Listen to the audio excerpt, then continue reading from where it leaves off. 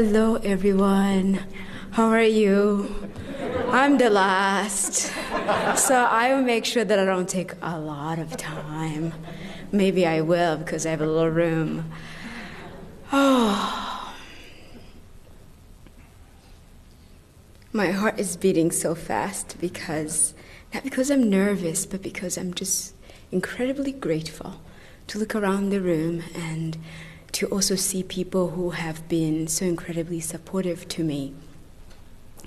I was born in Kigali, Rwanda, a very, very small country. How many of you have been to Rwanda? By any chance? Okay, handful of you. Rwanda is it's known as the land of thousand hills. But to my nanny when I was growing up, she said, God forgot to stretch it. So that's why I had a lot of hills, and I truly believed it. And so I felt like we were very special among everyone else until I got to San Francisco in 2000. I got to San Francisco in 2011, and then I realized, oh, wait, the same thing here, so I'm going to just be here. But I was born in Rwanda. I am one of, at that time, I was one of the fourth children, and I was the middle one, which means as a middle child, you are constantly being toggled by the two siblings, and both of my siblings had a very huge personality. My sister Claire, she's 9 years older than me, and my brother Claude was 6 years older than me, and then my younger sister, at the time that I'm speaking of, she was only 2 years old. I don't want to talk too much about my family, but I really want to talk about my mother's garden. My mother and my father, when they got married, they moved to Kigali. And my father, as proposed to my mother, was that he will do anything for her to come to be in the city in Kigali. And my mother's request was, is this where I could then create the Garden of Eden? So my mother refused to believe that humans were ejected out of the garden. She believed that the garden could be restored. And so when they finally moved to Kigali, my mother started growing all kinds of plants you could possibly think of, all kinds of vegetables. So I grew up with maybe 4 different papaya trees, avocado trees, one giant mango tree, all kinds of citruses, avocados, all kinds of tropical fruit you could possibly think of was in our garden. And my mother did not just only grow it, she also attended every day and also got as many young people to come and help her when she could. She had all kinds of vegetables. People in my neighborhood never bought onions or garlic. They just came to our house and then walked away with garlic and onions. All kinds of herbs you could think about. And so when someone says that I had an idyllic childhood, it means that my mother was really very thoughtful on the environment that we were growing in. And within that space, I grew and learned that humans were not that different from flowers and plants and trees. And that each plant, each flower, each vegetable was located in different places depending on how much sun they needed, how much water they needed, how much shade, even moonlight. And so that's how I learned how to love our humanity. And so in 1994, when the conflict, which many of you know as the genocide, I was a child between age 5 and 6, I really didn't understand because my mother had told me that we're all children of one creator, both from the little tiny little ant to the biggest tree you could find. And so I felt that I was among, the creation. But when the conflict started, I really didn't understand it, and I really tried to understand it. And you have to understand, my nickname was cassette and radio, meaning I listened to everything, completely took it all in, and then later on just spit it out, like the way it was said, which was not a very positive thing. And of course, also another thing when people used to call me in Kinyarwanda, when someone said ushirisoni, which means you're not shy, it's actually like, it's just unacceptable. But for me, when people say I'm not shy, I went, I'm not shy. And my mom's like, it's not a good thing. You're supposed to be shy. So I'm grateful for that, because without that, I wouldn't really be in anywhere or stand in any room, because I refuse to be shy. And I refuse to be shy about the questions that I wanted to understand of what is it that was coming to us to divide us. And when the conflict started, and I don't really want to go through it, my sister and I were sent away hoping that the conflict will blow up and then we'll come back home. But we never went back home. And for the next 6 years of our life, my older sister Claire and I moved from one country to another seeking refuge. And how many of you have been in a refugee camp? How many of you have worked in a refugee camp? How many of you have lived without a piece of paper to identify who you are? Well, that's why I'm here. And that's why I wrote The Girl Whose Smile Beats. I don't want you to know about it through political lens or economical lens. I would like for you to know it through an emotional experience. So in 2000, we were given a refugee status to come to the United States. And we had lived through 3 wars. We had lived in 8 different countries, going from one place to another, just begging to be let in, or begging to just receive food. When food was all around us and people who call themselves self-citizens were all around us. And when you do not have a piece of paper to identify who you are, there is an aggressive police community that makes your life absolutely miserable. And so even till today, when I go to a bar and they're like, "Miss, where's the ID?" I'm always like, "Do I have an ID?" And I shake a little bit. It's a little bit like a trigger point. I was like, "Oh, I have one. Even though I've had an ID for quite a while.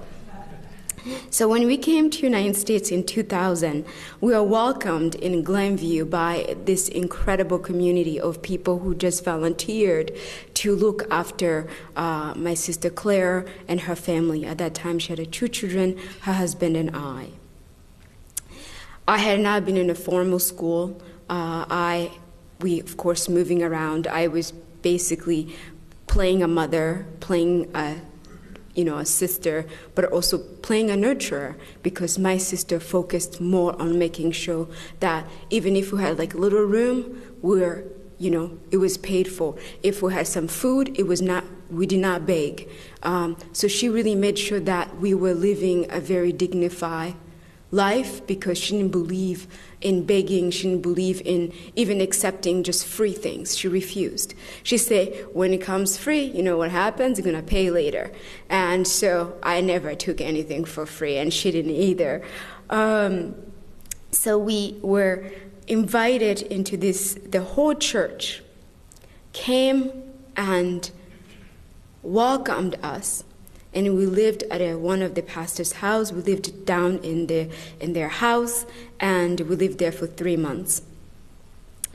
And to tell you the truth, it was really bizarre,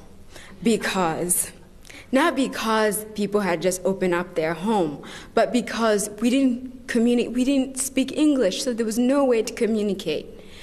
And then number 2, we just didn't understand why these people were just so nice to us. And my sister, in fact, used to make jokes like, "Ooh, maybe one of us might disappear. So make sure, they're just being too nice. This is not. I don't know what they want from us." And so the first few months in the United States, right in Glenview, it was sort of a comic. It was funny every single day. But it was not until we moved to to uptown area where we had found an apartment, and people at a church had chipped in. Someone had to pay the rent. Someone else had donated a couch, a chair, pots and pans, where we began this life. And I went to Swift School. If you know where Swift School, that's where I went to school. And I remember my teacher, Mrs. Garcia, trying to speak to me in Spanish and in French just to get me to understand. And I couldn't understand a single word. But I was so excited. Every day I was like, just waiting, like maybe one day it's just going to pass through my ear and I'm going to hear what she's saying. And I remember one of women from our church, Michelle Becker, coming to school, and I thought I had gotten in trouble. And Mrs. Garcia, the conversation that they had was, we think that Clemantine is so curious, and she just needs a place where she can expand her mind and her imagination. And so that's how my Kenworth Wilmette Winnetka New Trier sort of story began. And so Elizabeth Thomas and Frederick Thomas and my father, who's here, welcomed me into their home. And they welcomed me to their home. They had no idea the life that I had had. In fact, I don't think they had known anything until this book came out in April. They were like, what? We had let this girl into our home? But, it was amazing. I remember my mom, Liz, coming and picking me up from our apartment, and I could tell she was so nervous. And my sister was like, yes, she could have a nice home and be there and be with a wonderful family. She felt like she trusted you all. And so from Monday to Friday, I lived there. But it was not...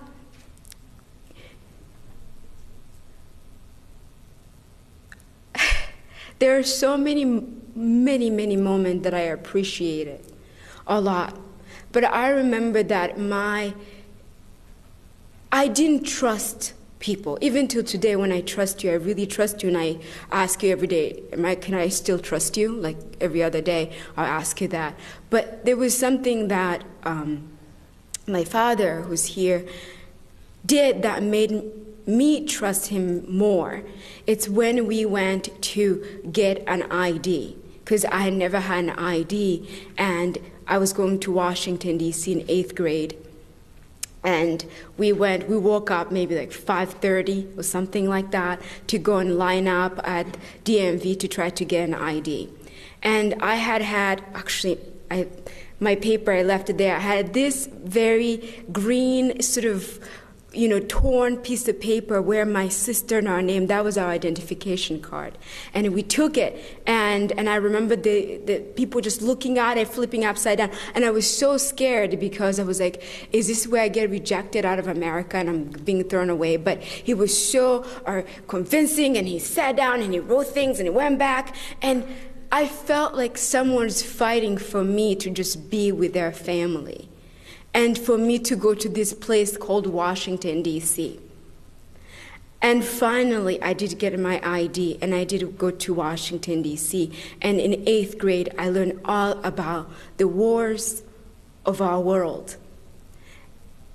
And it's when I decided from that day that I am going to walk not only humbly, but with intense love to serve our humanity. For ideologies and practices that we know that are all false, but we invest our time, our energy to believe in them. A piece of paper, a piece of plastic ID. So that one, if they do not have it, they are not welcomed. And so that moment was an incredible moment where I felt like I finally trusted him to get everything. Even when he walked me to the bank, is the North Shore Bank, and it's like, well, Clemantine, you're going to have to learn how to save and make sure that you don't spend more than this. And if you spend it, if you have $100, spend $50. Don't spend all of it. Keep 50 in there. To my college application, but most importantly to our shared New Trier community. I want to reflect on the New Trier community because I went to New Trier without knowing anything about New Trier at all. But then after 3 years in, I realized this place is really fun because I did not belong in one circle.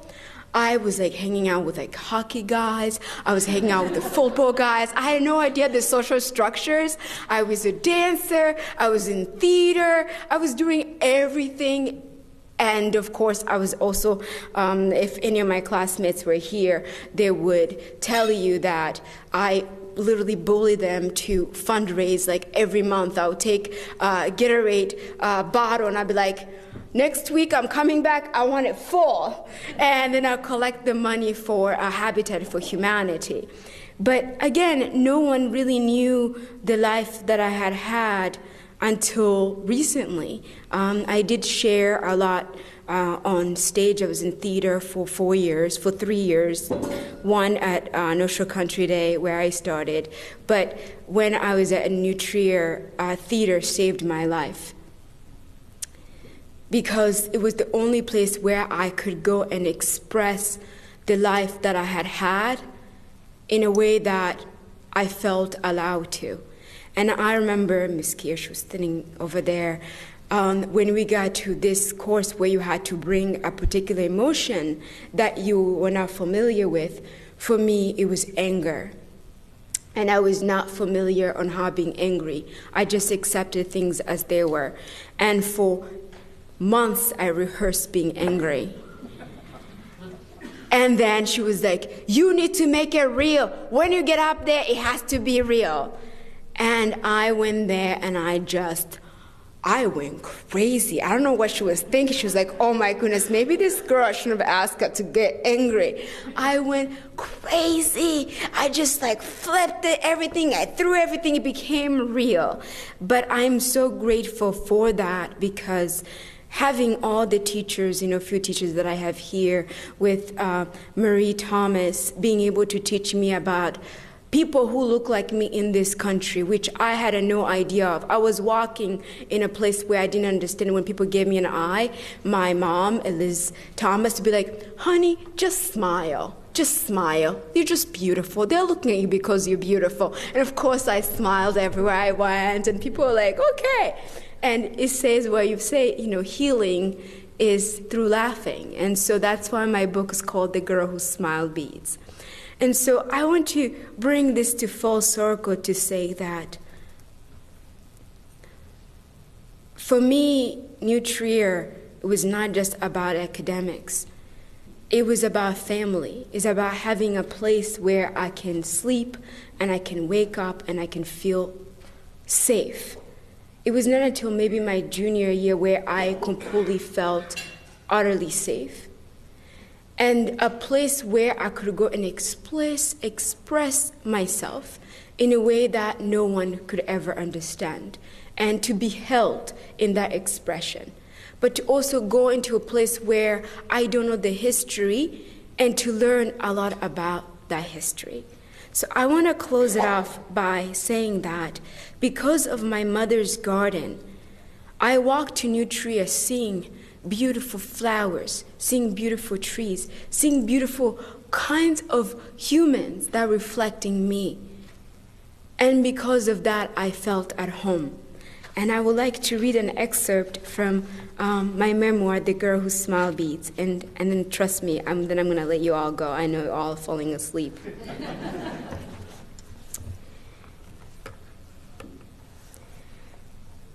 My mother used to test us. Go get an orange, she would say at the end of a meal. And then she would cut the orange into pieces and watch us. There might be 2 pieces, there might be 4 pieces, there might be 6 pieces. She wanted to be sure we didn't take more than our share. The exercise was illogical. We had a trees full of oranges in the garden. We could each have our own orange. But if my mother didn't cut that one orange into enough pieces for everyone to share, the correct answer to the test was to cut into more pieces. My mother is radical in her action, if not in her words. Sharing is her philosophy, an ideology to encounter what she considered to be an emotionally stingy notion of possession and entitlement. We were never to think, this orange is mine, I'm giving you what's mine. We were to think and practice, this orange is ours, I'm sharing what's ours. I think back to this often in trying to make sense of the world, how there are people who have so much and people who have so little, and how I fit in them both. Often I found myself trying to bridge the two worlds, to show people, either the people with so much or people with so little, that everything's yours, everything is not yours. I wish to invite each and one of you to understand that boxing ourselves into teeny cubbies based on class, race, ethnicity, religion, anything really comes from poverty of mind, a poverty of imagination. The world is dull and cruel when we isolate ourselves. I'll stop here. This was in chapter 14.